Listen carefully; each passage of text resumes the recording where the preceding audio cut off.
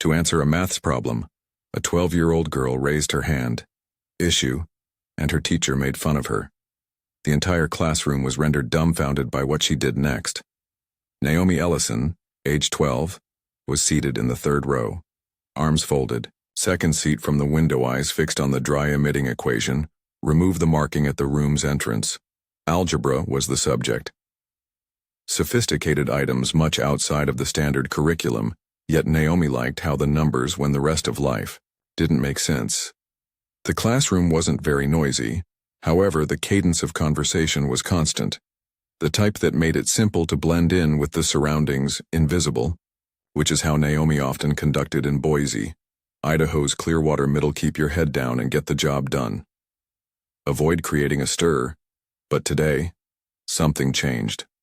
Mr. Redford is a tall A-man with gray hair who never stops grinning, and sleeves were consistently rolled up to the elbow, glanced away from the board and looked at the class.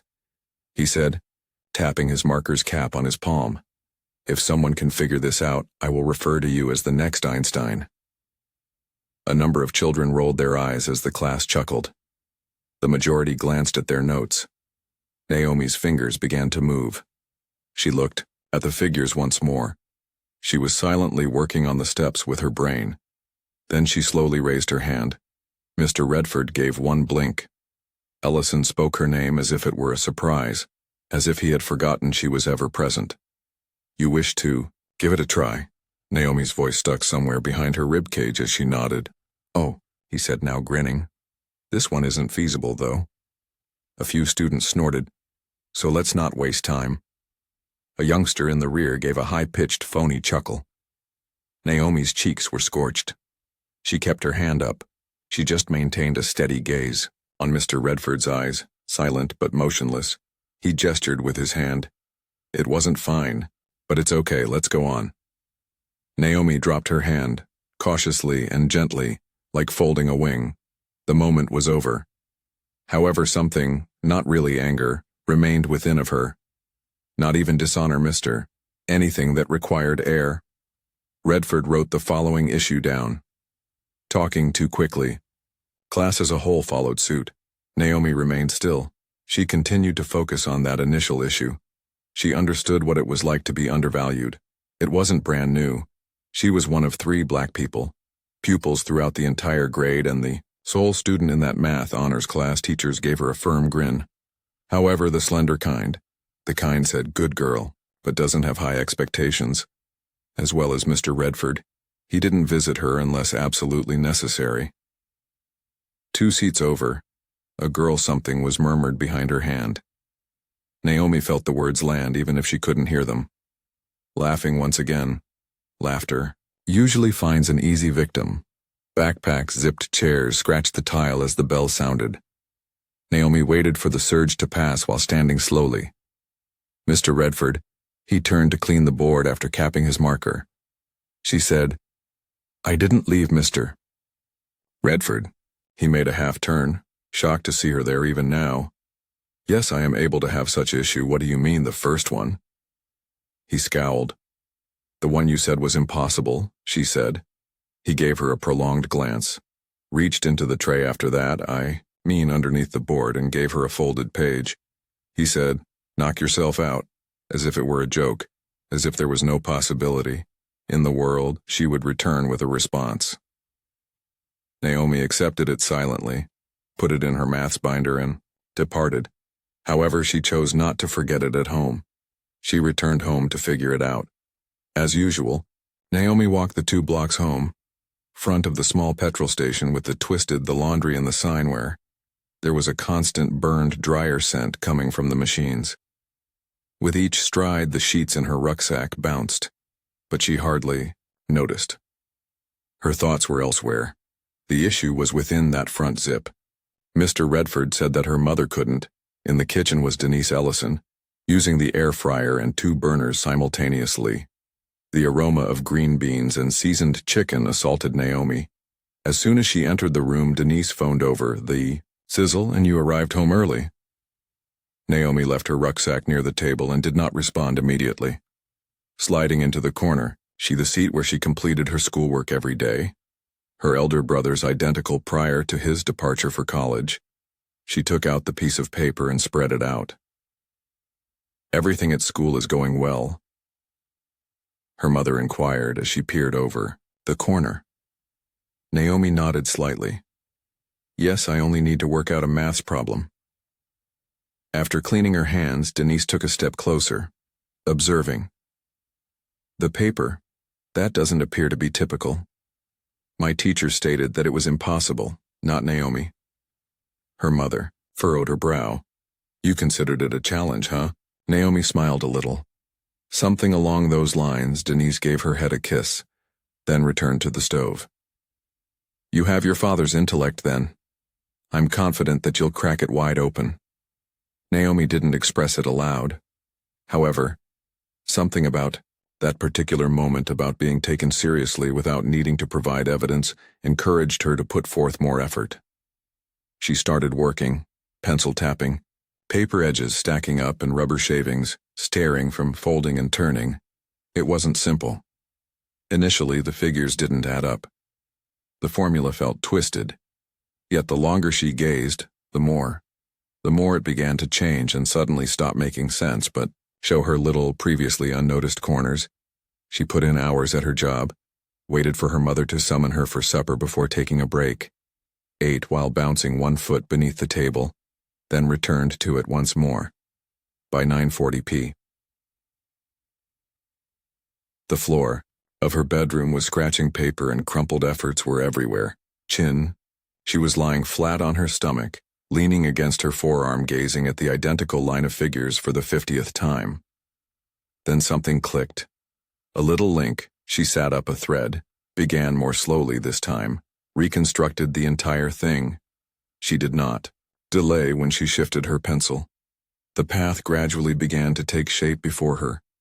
Clarity. No guesswork. She went over her work 3 times, and then, almost without thinking, she began over from a new perspective.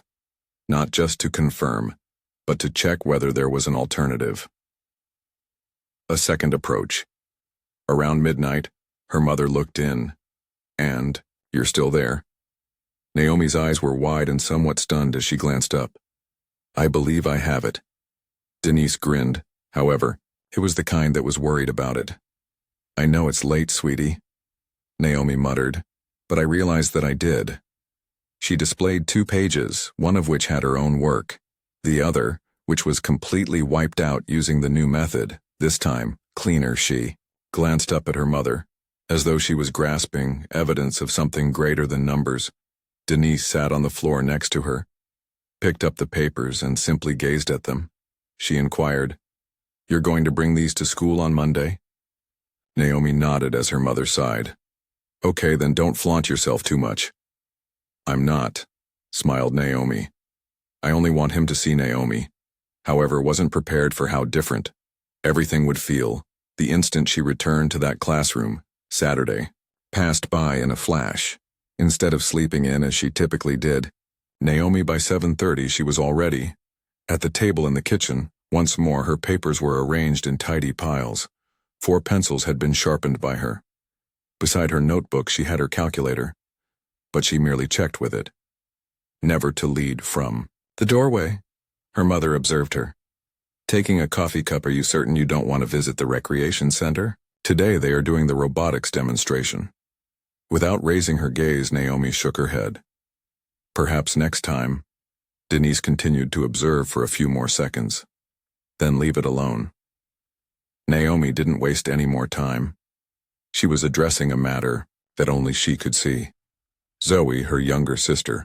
Later that afternoon, they danced across the living room, claiming to be wearing a regal cloak while pulling a blanket. "Naomi, come be my math wizard," she sang. Later, Naomi didn't look up. "You say that all the time." But she meant it this time. On fresh paper, she repeated her solutions twice. After that, she created another replica, and then another. She wished to avoid a messy appearance.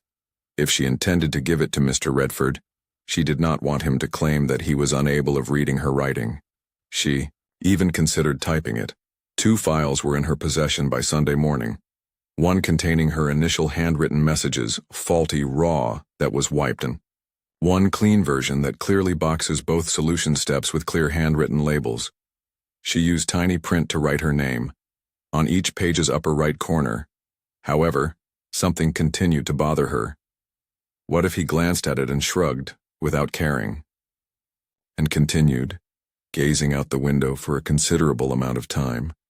Her mother was out there pruning the bushes. On the sidewalk, Zoe was drawing happy faces with chalk. Life continued as usual, and perhaps that's why it felt worse, because everything had changed in Naomi's mind. On Sunday night, her mother summoned her into the kitchen. There was a pie cooling on the hob. Her favorite is apple. Denise gave her a platter with a piece of and made room for herself across the table. "Come seat." Naomi sat with her mother's fork in her hand, although she hadn't eaten yet. "You're certain you want to take this to him?" I said gently. Naomi gave a nod. "You're not doing this to convince anyone of anything, but you're right." I'm not sure why she hesitated. Her mother stroked her hand as she reached over. "Individuals like as Mr. Redford, they have blind spots of their own. They've had them for a long time. You're too radiant, and occasionally they are unsure on how to handle it." Naomi's gaze fell to the dish. "But you still display them." Denise noted that they shouldn't appear little, with the sole purpose of allowing them to see what they missed before. Naomi raised her head again. "Even if they never acknowledge their mistakes." Even yet, she took her time packing her rucksack that evening, put the sanitized folder into a plastic sleeve, chose her attire as if it were photo day.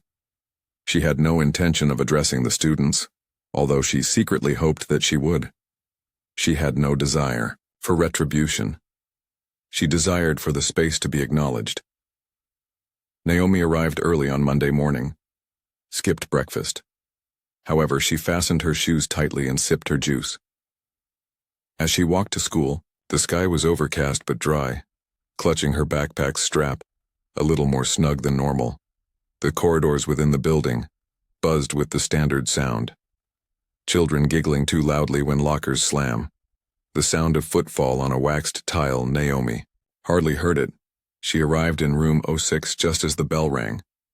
On the board, Mr. Redford had already begun writing, with his back to the door. Still in her backpack, she slipped into her seat folder. In her ears, her heart pounded loudly. He avoided looking at her, said nothing at all about Friday. This time, Naomi waited, without raising her hand. Not yet, but when the moment arrived, it wasn't Mr. Redford, it was one of her classmates who handed it to her. The third period began as usual. Mr. Redford got the session started, speaking more quickly than the majority of the students could follow, his statements alternating between instances with partial solutions and formula. Naomi sat still, her notebook laying on her folder. She didn't want to push it open. She desired for him to see her, to accept what he had rejected. However, 20 minutes in, he didn't appear to recall anything that had transpired on Friday, just maths and markers.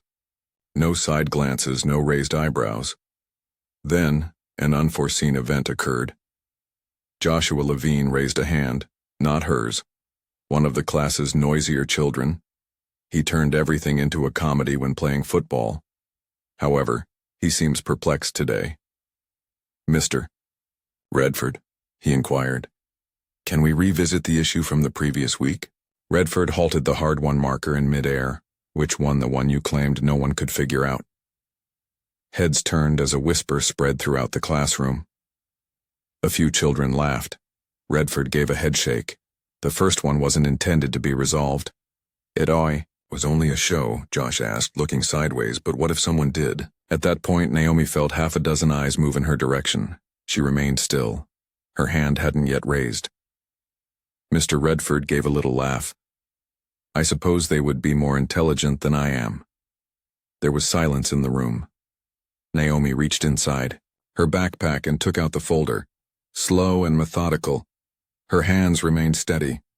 This time, however, she held up her hand straight and high. Redford hesitated, unsure. His eyes locked with hers, and for a moment the air felt heavy, So you want to try it immediately? He inquired, but Naomi remained silent. Standing, she made her way to the front of the class, holding the folder. Nobody muttered. Nobody chuckled. She placed the documents on the desk after opening the folder. Next, she grabbed a fresh black marker and looked at the board. The equation was hardly discernible. Below the text of the new with a single sweep, she eliminated the new issue, and Naomi reworked the original and went back. Two methods exist for resolving it. If you would like to verify later, I wrote them both out. Redford blinked. He stepped back and motioned for her to continue. She didn't give him another glance. Naomi turned to the board and began to explain. Her voice sounded clear and steady, even if it wasn't loud. She went through the first method. Marking every step she took, she stopped to inquire. Everyone is currently following since no one responded, she went on. Each number fell in its proper place. All the signs were pointing in the correct direction. She stood aside after boxing the response. That's the first method. After that, she turned the page and began over. The lengthier. However, if you can't remember how to factor, it works. Her tone remained the same. She wasn't bragging, she was instructing. She capped the marker once she was done, returned to her desk and took a seat. Quiet. Then a girl at the front mumbled, "Dang, Josh." Someone applauded from the back when she really accomplished it. There was not a standing ovation, just a clap followed by a few more. However, it was real. Mr. Redford moved ahead, examined her papers after picking them up. He was slow to talk, but when he did, his voice was softer. It appears that I was mistaken. For the first time since Friday, Naomi looked him in the eyes. "You were," she said. However, what transpired after class would demonstrate to her that resolving the issue was only part of the tale. The rest was how people responded to it. When the bell rung, instead of jumping up as they typically did, the Class A beat of reluctance was heard, like nobody desired to move first. Naomi put her folder back in her rucksack with composure.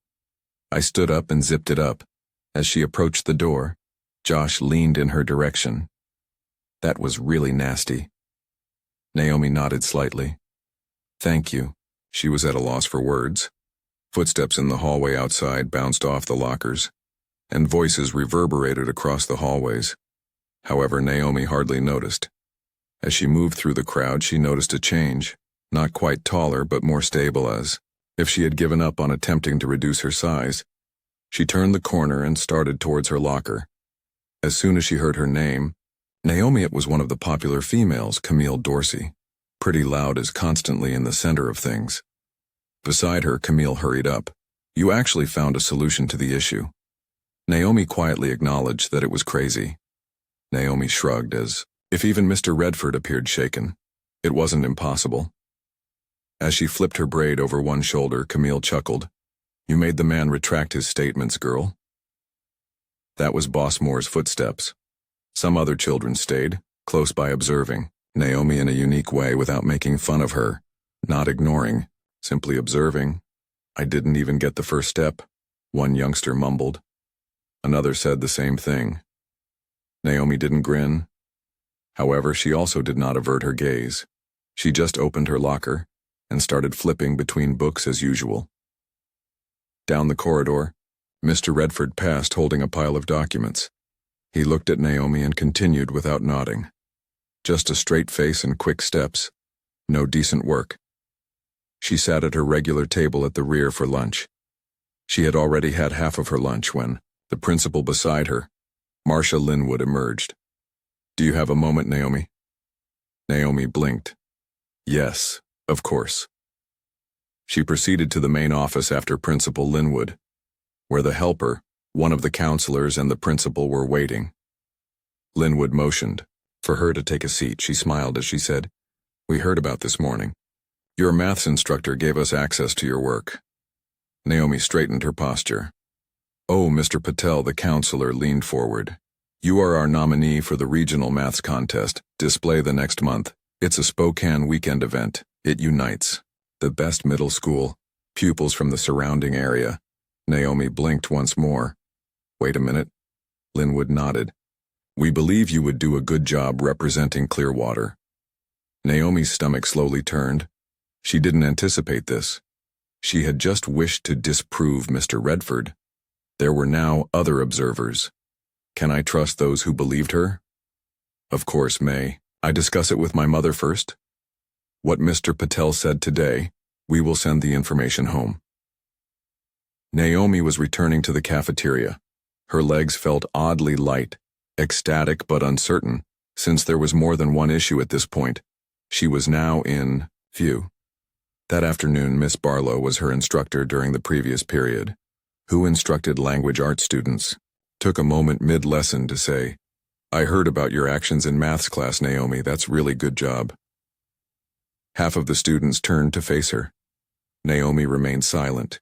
She simply nodded quietly. She went outdoors as the last bell rung. In the car, her mother was waiting. As Naomi fastened her seatbelt, Denise said, How was it? Naomi gave her the flyer for the showcase. Next month they want me to visit Spokane. After reading it thoughtfully, her mother gave her a serious look.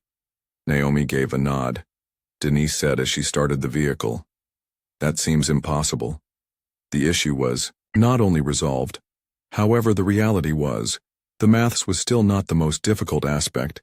It was up against those who hadn't anticipated first position for her to win. The following morning, Naomi entered room 06 like she would have on any other day. Same notebook, same desk, similar scuff on the seat where her jumper got caught if she wasn't cautious. However, the mood wasn't tense, simply different. Children who had never spoken. She has previously heard more than 2 words, were abruptly observing. One female caught her out of the corner of their eye. Leaning forward, she spoke to her buddy Naomi in a whisper. Couldn't hear it, but they gave her a glance in return. In any case, Mr. Redford entered shortly before to the bell. Good morning was not said by him. He didn't inquire whether anyone had any queries. He immediately dove into a new lessons like as Monday and Friday had not occurred. Although Naomi didn't anticipate a complete apology, anything may have changed the way he saw her. However, he never brought up the issue or her fix, not even casually. Rather, he distributed a worksheet, as if nothing had ever occurred. Naomi worked through the issues while, sitting calmly, however, her thoughts strayed. She understood them. Not because she didn't comprehend them. However, because to Mr. Redford's silence spoke louder than the rest in the room combined. She waited once more after class. Allow the other children to go. When they were alone together, she went over to his desk. He searched for need something. After a moment of hesitation, Naomi took the folder out of her backpack. These are the weekend's original pages. I could bring them in, you said. Redford grabbed the folder. Thank you. I hardly looked at the top sheet. Flatly, he said. I've already shown the principal the copies. That wasn't a job well done. No, I was mistaken, thank you. Naomi waited for him to continue, but he had already stacking documents. She halted as she turned to leave Naomi. Redford gave her a glance. You're quite intelligent, but use caution, cautiously. He gave one nod. Some children find it difficult to be showed up. Naomi did not respond. She simply walked out of the room. The words stuck to her in the hallway outside. Not for their intended purpose. However, they didn't that afternoon. Mr. Patel, the counselor, called her in once again after speaking with her mother. She was given permission to travel to Spokane. She had already registered, I would like to be clear.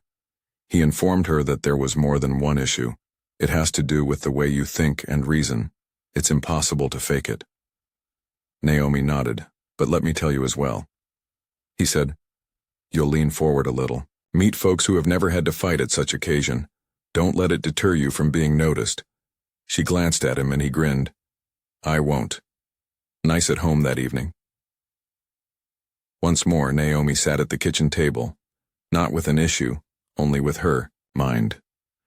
Her mother arrived with tea and sat across from her. Are you all right, Redford? I thought he would say anything, but Naomi paused. Yes, I did think following all of that, at least he would acknowledge his mistake. Her mother took her time responding. Then she said, some people are more at ease, questioning you rather than acknowledging their error in judgment. Naomi gave a hesitant nod. But what did you do? Not only did you resolve the issue, but you also stood before a room crowded with individuals who weren't expecting you to, and what matters is that you did it. I suppose I scared him, because Naomi glanced up. Denise grinned nicely. People occasionally need to be shook. A bit to see clearly, Naomi took a while to return the smile. However, she grabbed her folder and resumed writing in silence. But before she could proceed completely, she needed to make one more choice. The type that would specify not only the type of learner she was, however, the type of person she wished to be. After 2 days with her tray in hand, Naomi stood in the cafeteria, looking across the tables. There were available places close to the front for once. Children who used to ignore her moved as if they were reserving seats. However, she passed them and went to her customary location, close to the rear wall near the corner where the fading mountain range mural. She had no intention of being dramatic. She simply didn't want to comply. A voice yelled out from behind her as she sat down. Naomi, that was Josh. Half-eaten, he slid onto the seat across from her, one-handed apple. You intend to travel to Spokane, correct? Naomi gave a wild nod. You're a little anxious. Josh gave a shrug. You ought not to be. You smoked twice to cause that issue after all. Naomi raised her head. Josh arched an eyebrow, although it had little to do with the issue. So what was it? She paused to think. It has to do with being permitted to attempt. Josh fell silent and nibbled his apple more slowly. Which is true. Some of us never think about that part, he said. Naomi smiled slightly at him. That's somewhat the issue. He shook his head and chuckled to himself. I wish I had your mind, man. No, she said, still grinning. You ought to desire your own intellect, you just must have faith in it. He seems to have never considered that before. Later that afternoon, Naomi during study hall, she sat in front of her open notepad. She was writing her ideas rather than equations, inquiries, phrases, things she had been thinking about for days. For example, how people perceive intelligence, or why confidence is misguided for conceit if it originates from the incorrect individual.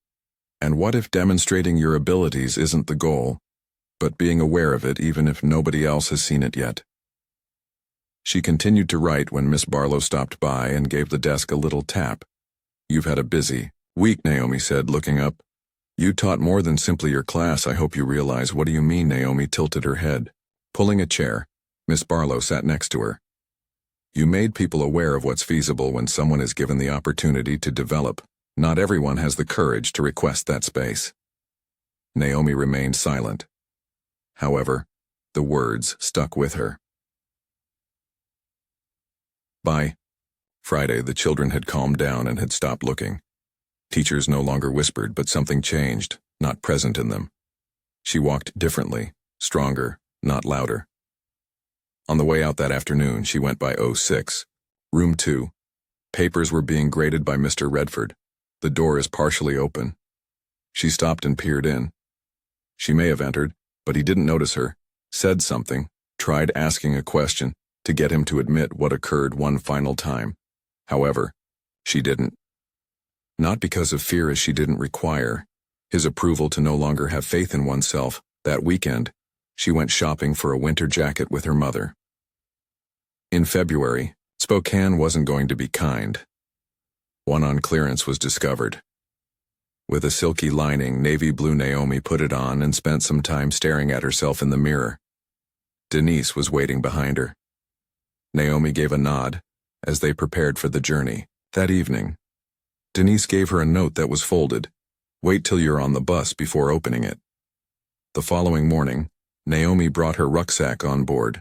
In hand is a zipped-up coat folder. Moment. The driver turned on the engine. She read the message on the letter. Whichever room you enter, move as though you belong. She placed it inside her pocket after folding it back up. The bus left the curb with the math folder. asked. Naomi gazed out the window, not to observe what she was abandoning, but to speculate as to what she could construct next. Every youngster should be accepted for who they are, not the person that someone expects them to be. If you know someone who is similar to Naomi, have faith in them before they demonstrate their worth. And if you're someone like Naomi, don't wait for the world to validate you. You knew your worth. Carrying caution and learning to see. If this story has ever, you can be confident that we will be able to. We have more powerful stories to come.